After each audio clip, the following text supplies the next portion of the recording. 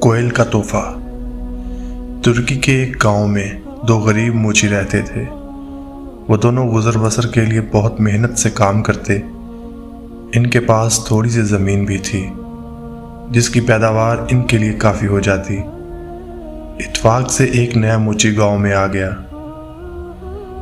گاؤں کے سب لوگ اس سے جوتے مرمت کروانے لگے۔ اس سال سردی اور بارش کی وجہ سے جو کی فصل خراب ہو گئی، یہاں تک کہ دونوں بھائیوں کو گزارا کرنا مشکل ہو گیا۔ ان کی جھونپڑی گاؤں کے باہر تھی، اس سے آگے جنگل تھا۔ سخت برف باری سے جنگل کے درختوں پر برف جم گئی تھی۔ ان کی جھونپڑی کے باہر ایک درخت گرا پڑا تھا۔ دونوں بھائیوں نے درخت کو کاٹ کر اس کی لکڑیاں جلائیں، پھر وہ درخت کے کھوکھلے تنے کو جھونپڑی میں لے گئے اور اس پر بیٹھ کر آگ تاپنے لگے۔ کچھ دیر بعد انہیں درخت کے کھوکھلے تنے میں کوئل کے کوکنے کی آواز سنائی دی۔ اس کے ساتھ ہی ایک کوئل ایک سوراخ سے نکلی اور سامنے میز پر جا کر بیٹھ گئی۔ دونوں بھائی اس پرندے کو دیکھ کر بہت حیران ہوئے، لیکن انہیں اس وقت اور زیادہ حیرانی ہوئی جب کوئل نے انسانی آواز میں کہا، یہ کون سا موسم ہے؟ شاکر نے کہا، یہ سردی کا موسم ہے اور برف باری ہو رہی ہے۔ کوئل بولی، اوہ، آگ کی گرمی سے میں سمجھی کہ موسم گرما آ گیا ہے۔ تم نے میرا گھونسلہ تو خراب اور برباد کر دیا ہے، اس لیے گرمیوں کے آنے تک تم مجھے اپنے ساتھ رہنے دو۔ میرے لیے درخت کے تنے کا سوراخ ہی کافی ہے۔ جب گرمیوں کا موسم آئے گا تو میں اپنے سفر پر روانہ ہو جاؤں گی۔ واپسی پر میں تمہارے لیے کوئی تحفہ لاؤں گی جس سے تمہاری مصیبتیں کم ہو جائیں گی۔ شاکر بولا، تم بہت شوق سے ہمارے ساتھ رہ سکتی ہو، میں تمہارے لیے ایک گھونسلہ بنا دیتا ہوں۔ تم گرمیوں کے آنے تک اس میں آرام کرو۔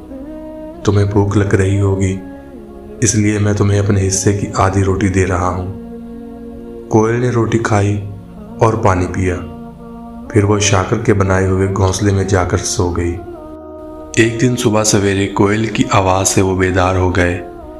ان کے سامنے والی کھڑکی میں کوئل بیٹھی ہوئی تھی اور کوک کر بہار کے آنے کا اعلان کر رہی تھی۔ اس نے کہا، اب میں دنیا کے سفر پر جا رہی ہوں تاکہ ہر جگہ بہار کے آنے کا پیغام پہنچا دوں۔ اب تم مجھے بتاؤ کہ واپسی آتے وقت تمہارے لیے کیا تحفہ لاؤں؟ لالچ سے فضلو کی آنکھیں چمکنے لگیں۔ وہ بولا، تم نے دنیا کا کونا کونا دیکھا ہوا ہے، تم میرے لیے کوئی بڑا سا ہیرا یا قیمتی موتی لے آؤ تاکہ ہماری مصیبتوں کا دور ختم ہو جائے۔ کوئل بولی، مجھے ہیرے جواہرات کا تو علم نہیں، یہ چٹانوں کے اندر چھپے ہوتے ہیں اور موتی دریاؤں کی تہہ میں ہوتے ہیں، اس لیے ان کا نکالنا میرے بس میں نہیں ہے۔ یہاں سے بہت دور ایک کنواں ہے جس کے کنارے پر دو درخت ہیں، ان میں سے ایک سنہری درخت کہلاتا ہے، اس کے پتے سونے کے ہیں۔ دوسرا درخت زیتون کا ہے، یہ ہمیشہ ہرا بھرا رہتا ہے۔ اس کے متعلق مشہور ہے کہ جو کوئی اس کے پتوں کو اپنے پاس رکھے گا، اس کی عقل و دانش میں اضافہ ہوگا، ہر مصیبت کے باوجود اس کا دل مطمئن رہے گا۔ اگر وہ کسی جھونپڑی میں رہتا ہے تو اپنے آپ کو محل میں رہنے والوں سے زیادہ خوش و خرم سمجھے گا۔ شاکر بولا، پیاری کوئل، تم مجھے زیتون کا پتا لا کر دینا۔ فضلو بولا، تم بالکل احمق ہو، تم نے سونے کا پتا کیوں نہ مانگا؟ پیاری کوئل، تم مجھے سونے کا پتا لا کر دینا۔ کوئل نے انہیں اللہ حافظ کہا اور کھلی ہوئی کھڑکی سے اڑ کر نکل گئی۔ وہ میدانوں اور چراگاہوں پر سے اڑتی ہوئی چلی جا رہی تھی، اس کے ساتھ وہ چینک چینک کر بہار کے آنے کا اعلان کرتی جا رہی تھی۔ اس سال دونوں بھائیوں نے بہت تنگ ترسی سے وقت گزارا۔ لوگوں نے ان سے جوتے مرمت کروانے بند کر دیے۔ ان کی کھیتی سے باجرے کی فصل بھی تھوڑی پیدا ہوئی۔ سال ختم ہوتے ہوتے ان کی حالت بہت خراب ہو گئی اور فاقہ کشی تک نوبت جا پہنچی۔ باہر کا موسم شروع ہوا تو کسی نے ان کے دروازے پر دستک دی اور پھر کوئل کی آواز سنائی دی، میرے دوستو دروازہ کھولو، میں تمہارے لیے تحفہ لائی ہوں۔ شاکر نے جلدی سے دروازہ کھولا۔ کوئل ان کی جھونپڑی میں داخل ہوئی۔ اس کے چونچ میں 2 پتے تھے، ایک بہت بڑا سا سونے کا پتا اور دوسرا زیتون کا پتا۔ کوئل نے سونے کا پتا فضلو کو اور زیتون کا پتا شاکر کو دیا اور بولی، دنیا کے آخری سرے سے میں تمہارے لیے یہ پتا لے کر آئی ہوں، تو مجھے کھانے کو کچھ دو، مجھے ابھی شمالی ملکوں میں جانا ہے تاکہ میں وہاں بھی باہر آنے کی خوشخبری سنا دوں۔ شاکر نے اپنے حصے کی روٹی کوئل کے آگے ڈال دی۔ کوئل روٹی کھانے لگی۔ فضلو شاکر کو سونے کا پتا دکھا کر بولا، تم نے میری عقل مندی دیکھی، اب تم اپنے لیے بھی ایسا ہی پتا منگوانا۔ کوئل شاکر سے بولی، اگر تم بھی اپنے لیے سونے کا پتا منگوانا چاہتے ہو تو مجھے بتا دو، اگلے سال میں تمہیں بھی ایسا ہی پتا لا کر دوں گی۔ شاکر نے جواب دیا، تم میرے لیے زیتون کا پتا ہی لانا۔ فضلو بولا، تم میرے لیے سونے کا پتا لانا۔ یہ سن کر کوئل دوبارہ اپنے سفر پر روانہ ہو گئی۔ فضلو دانت پیس کر بولا، تم نے دولت مند ہونے کا سنہری موقع کھو دیا، زیتون کے پتوں سے تمہیں کیا فائدہ پہنچے گا، آخر تم رہے بدھو کے بدھو۔ فضلو اسے جلی کٹی سناتا رہا، لیکن جواب میں شاکر ہنس کر کہتا کہ بھائی، قناعت سے بڑی کوئی دولت نہیں، یہ مال و دولت سب آنی جانی چیز ہے۔ فضلو غصے ہو کر بولا، تم مجھ جیسے شریف اور معزز شخص کے ساتھ رہنے کے قابل نہیں ہو، آج سے میرے اور تمہارے راستے جدا جدا ہیں۔ یہ کہہ کر اس نے سنہری پتا اٹھایا اور جھونپڑی سے باہر چلا گیا۔ گاؤں والوں میں سے جس نے شاکر کی بیوقوفی سنی وہ ہنسے بغیر نہ رہ سکا۔ سب لوگوں نے فضلو کی عقل مندی کی داد دی۔ اب وہ فضلو نہیں رہا تھا بلکہ چودھری فضل خان کہلانے لگا تھا۔ اب گاؤں کے لوگ عزت و احترام سے اس کا نام لینے لگے تھے۔ معزز مالدار لوگ اپنے جوتے مرمت کروانے کے لیے اس کے پاس بھیجتے تھے۔ کچھ ہی دنوں میں فضل خان نے شادی بھی کر لی۔ شادی کی دعوت میں گاؤں کے سب لوگ تھے، صرف شاکر کو دعوت نامہ نہیں بھیجا گیا تھا، کیونکہ فضل خان کے خیال کے مطابق وہ غریب اور بیوقوف تھا اور خاندان کے نام پر دبا۔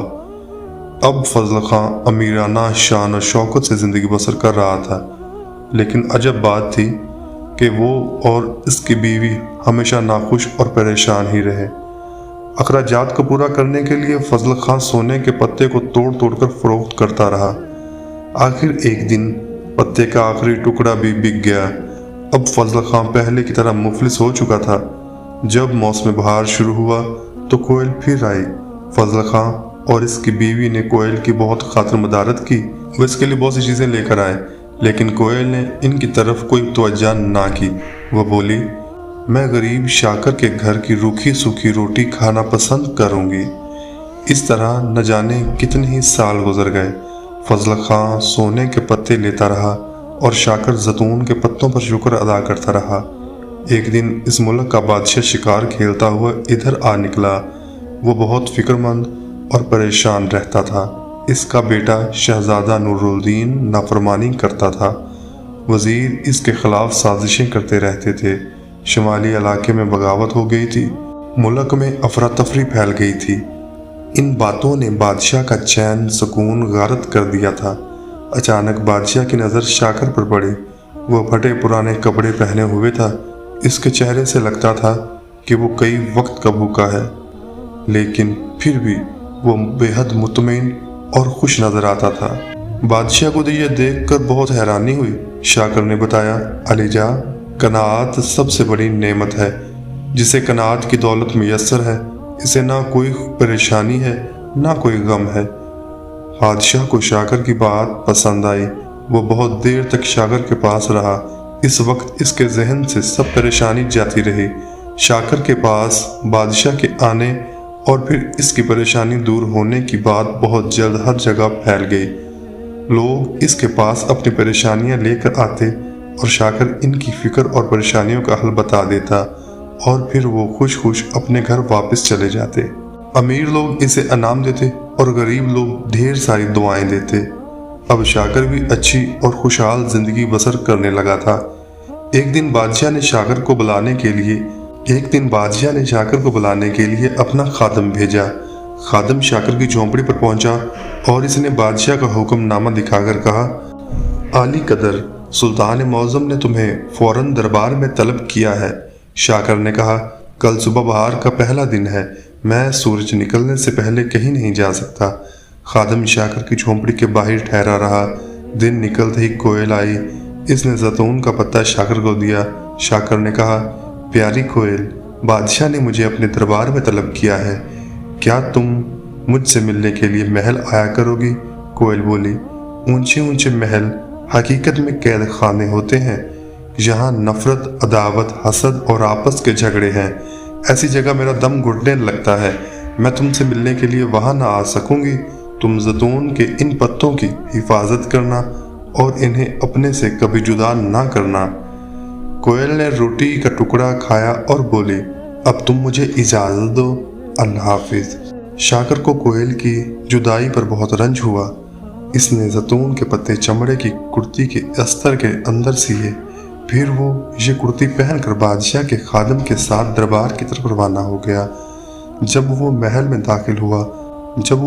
दाखिल हुआ तो दरबारी इसे देखकर हैरान हुए और आपस में चैम गोइयां करने लगे कि बादशाह ने इस मामूली से शख्स में क्या बात देखी है जो इसे महल में बुला लिया। जब बादशाह के वजीरों ने मोची से गुफ्तगू की तो इसके जौहर खुलने लगे। शहजादे, वजीर, अमीर और दरबारी जिसने शाकर से गुफ्तगू की, इसके दिल का बोझ कम हो गया। दरबार में ऐसी तब्दीली आई जो पहले कभी देखने में नहीं आई थी। लोग आपस की रंजिशें भूल गए। इनके दिलों की हसद, काबत और नफरत के जज्बात दूर हो गए। बादशाह ने शाकर के लिए एक कमरा मखसूस कर दिया। बादशाह के तख्त के बराबर शाकर की कुर्सी रख दी गई। दरबारियों ने इसकी खिदमत में बहुत से तोहफे पेश किए। सोने की तारों से बना हुआ के लिबास पेश किए, लेकिन मोची ने अपने चमड़े की कुर्ती पहनना न छोड़ी। महल में सब लोगों ने इस बात को सख्त नापसंद किया। बादशाह ने कहा, तुम ये कुर्ती किसी फकीर को क्यों नहीं दे देते? शाकर ने कहा, आलीजा, महल में दाखिल होने से पहले यही मेरा लिबास था। ये लिबास पहनकर मेरे दिल में गुरूर और तकब्बुर पैदा नहीं होता। बादशाह को शाकर का ये जवाब पसंद आया। इसने हुक्म दिया कि आइंदा कोई शख्स शाकर से कुर्ती के मुतालिक कुछ न कहेगा। अगले साल कोयल फिर आई। इस दफ़ा वो फजल खां के लिए सोने के 2 पत्ते लाई थी। अब शाकर के लिए जैतून का पत्ता लाने की ज़रूरत नहीं रही थी। फजल खां ने सोने का एक पत्ता फजूल खर्चियों में ख़त्म कर डाला। इसकी बीवी ने कहा, आखिर हम कब तक तंग तरसी से ज़िंदगी बसर करते रहेंगे? तुम्हारा भाई शाकर कैसी शहाना ज़िंदगी गुजार रहा है। मैं तो कहती हूँ कि तुम अपना बोरिया बिस्तर समेटो और महल का रास्ता लो। मुझे यकीन है कि वो तुम्हें कहीं का नवाब बना देगा। फजल खां ने अपना सामान बांधा, सोने का पत्ता एक रुमाल में लपेटा और फिर वो दोनों सफ़र पर रवाना हो गए। बहुत देर तक चलते रहे। दोपहर के वक्त वो एक जंगल में पहुंचे। वो बुरी तरह थक चुके थे। फजल खां की बीवी बोली, तुम तो अकल से बिल्कुल पैदल हो। तुमने सफ़र के लिए किसी सवारी का इंतज़ाम क्यों ना किया? आखिर ये सोना हमारे किस दिन काम आएगा? फजल खां ने रुमाल खोलकर सोने का पत्ता देखा। एक चालाक बुढ़िया बहुत देर से इनका पीछा कर रही थी। वो दरख्त के पीछे छुपी हुई थी। इसने इनकी सब बातें सुन ली, फिर पत्ते की झलक भी देख ली। वो दरख्त के पीछे से निकली और इनके पास पहुंची। वो चापलूसी से बोली, आली कदर नवाब साहब और मोहतरमा बानो साहबा, कनीज़ का सलाम कबूल फरमाएं। फजल की बीवी ने पूछा, तुमने कैसे जाना कि हम नवाब हैं? बुढ़िया बोली, आली कदर, आपकी शक्ल और सूरत से ही अंदाज़ा हो जाता है कि आप ख़ानदानी नवाब हैं। सरकार, क्या आप मुझे अपनी मेज़बानी की इज़्ज़त बख्शेंगे? बुढ़िया ने ऐसी खुशामद की कि दोनों इसके जाल में आ गए। वो दोनों भूखे प्यासे तो थे ही। इन्होंने बुढ़िया की दावत कबूल कर ली। बुढ़िया ने अपना थैला खोला और बोली, हजूर, आपने हमेशा मज़े मज़े के खाने खाए होंगे। आज इस गरीब बुढ़िया के हाथ के पके हुए फुलके और सादा खाने भी खाएं। सरकार, मक्खन लगी हुई रोटी, कबाब, कोफ्ते, आम का अचार हाजिर है। फजल खां और इसकी बीवी ने पेट भर कर खाना खाया। फिर बुढ़िया ने इनको गुलाब का शरबत पेश किया। इसमें इसने कोई नशावर चीज़ मलाई हुई थी। इसे पीते ही ان کی آنکھیں بند ہونے لگیں۔ جلد ہی وہ خوابوں کی دنیا میں پہنچ گئے اور نوابی کے خواب دیکھنے لگے۔ بڑھیا کے 2 بیٹے ٹوٹو اور گولی تھے، وہ بڑھیا کے ساتھ ہی رہتے تھے۔ فضل خان اور اس کی بیوی سو گئے تو بڑھیا نے چینک کر کہا، اے اہم کو، کہاں مر گئے ہو؟ وہ دونوں لپک کر بڑھیا کے پاس پہنچے۔ بڑھیا بولی، اب میرا منہ کیا دیکھ رہے ہو؟ جلدی سے مال سمیٹو اور بھاگ چلو۔ پھر وہ ٹوٹو سے بولی، آج تمہاری کیا کارگزاری رہی؟ تم نے کچھ مال اڑایا یا یوں ہی خالی ہاتھ چلے آئے؟ ٹوٹو نے کہا، اماں، آج جب میں محل سرا کے پاس سے گزرا تو کسی نے یہ چمڑے کی کرتی دیوار کے اوپر سے پھینکی۔ یہ کرتی ہے تو بیکار ہی، لیکن میں اسے آپ کے حکم کی تعمیل کرنے کے لیے لیتا آیا ہوں۔ یہ کہہ کر اس نے ایک گٹھڑی بڑھیا کی طرف پھینکی۔ بڑھیا تیور چڑھا کر بولی، ارے احمق، یہ گٹھڑی میرے کس کام کی ہے؟ یہ کہہ کر بڑھیا نے وہ کرتی فضل خان پر ڈال دی۔ بڑھیا نے سب سامان سمیٹا، پھر وہ تینوں ہنستے ہوئے وہاں سے چل دیے۔ بہت دیر بعد فضل خان اور اس کی بیوی کی آنکھ کھلی۔ انہیں یہ دیکھ کر بہت افسوس ہوا کہ ان کی چیزیں اور سونے کا پتہ سب چوری ہو چکے ہیں۔ یہ دیکھ کر فضل کی بیوی چینخ مار کر رونے لگی۔ شام کے وقت خاصی سردی ہو گئی۔ فضل خان نے چمڑے کی وہ کرتی پہن لی جو اس کے نزدیک ہی پڑی ہوئی تھی۔ جیسے ہی اس نے کرتی کے بٹن لگائے، اس کی دل کی کیفیت میں ایک عجب تبدیلی واقع ہو گئی۔ وہ رونے دھونے کی بجائے ہنسنے مسکرانے لگا۔ اس کی بیوی کے دل سے بھی رنج و ملال جاتا رہا۔ انہوں نے جنگل میں ایک گھر بنایا۔ فضل خان ایک گھونسلے سے انڈے نکال کر لایا۔ اس کی بیوی نے انہیں بھونا، پھر دونوں کھا پی کر گھاس کے ڈھیر پر لیٹ گئے اور سو گئے۔ وہ جنگل میں رہتے رہے۔ انہوں نے اپنی جھونپڑی کو کافی بڑا کر لیا تھا۔ وہ پرندوں کے انڈوں اور جنگلی پھلوں پر گزارا کرنے لگے تھے۔ دربار جانے کا خیال ان کے دل سے جاتا رہا۔ ادھر شاکر کا حال سنیں۔ جب وہ صبح کے وقت جاگا تو اسے معلوم ہوا کہ اس کی کرتی گم ہو چکی ہے۔ اس نے نوکروں سے پوچھا مگر کسی نے کوئی جواب نہ دیا۔ محل کا کونا کونا چھان مارا لیکن کرتی نہ ملنے تھی نہ ملی۔ اس وقت اس کے حالات اپنی پرانی ڈگر پر آ گئے۔ لڑائی جھگڑے ہونے لگے، وزیر ایک دوسرے سے حسد کرنے لگے، بادشاہ کی فکر اور پریشانی اور بڑھ گئی۔ شاکر کی صلاحیتیں اس کی کرتی کے ساتھ تھیں، جب وہ نہ رہی تو صلاحیتیں بھی جاتی رہیں۔ یوں لگتا تھا کہ جیسے اس کا ذہن بالکل ناکارہ ہو چکا ہے۔ درباریوں میں چیم گوئیاں ہونے لگیں کہ اس موچی کا یہاں پر کیا کام۔ بادشاہ نے تحقیقات کا حکم دے دیا کہ یہ موچی یہاں کیوں آیا اور اس درجے تک کس طرح پہنچا۔